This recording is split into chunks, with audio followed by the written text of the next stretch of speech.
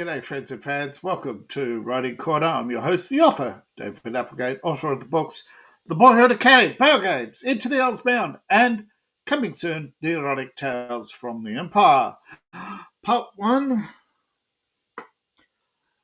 Thank you to all those who support the channel, and if you'd like to join the patrons and other supporters, you can find all my links in the link tree. Whoops, hold on. Forgot to mute.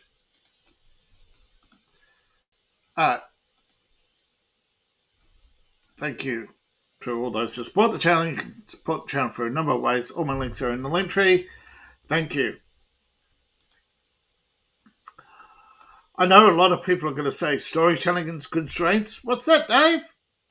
Well, a lot of writers do feel constrained by feel restricted by rules and constraints. Many, including myself, rail against constraints ranging from submission line guidelines from publishers to deadlines. You can't rush good art.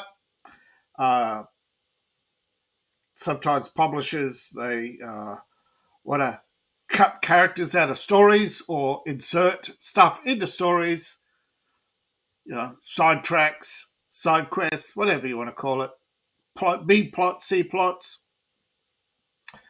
However, there are times constraints can actually enhance can enhance creativity when applied properly. This means confining yourself to the same tropes in a series and maintaining lore. Those two constraints, those are good constraints. These will force you to be creative.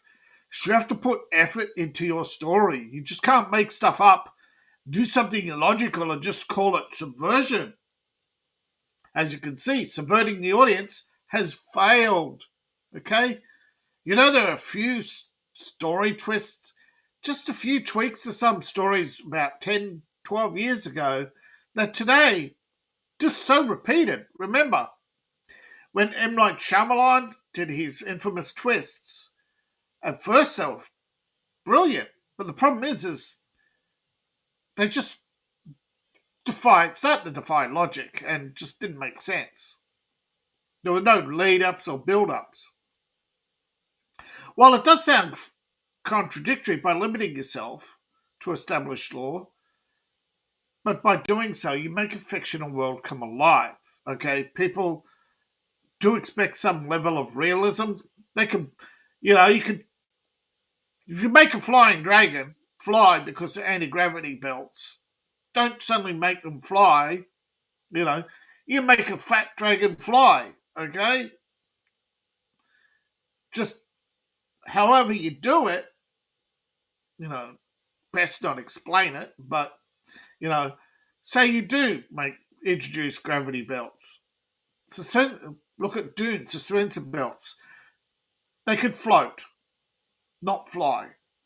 They could bounce around.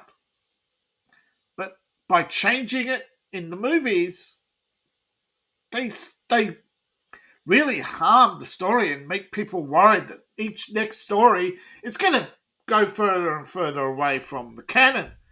People who are fans of something, if they're fans of particular tropes and particular styles and they like your lore, you break that, you break the connection with your fans.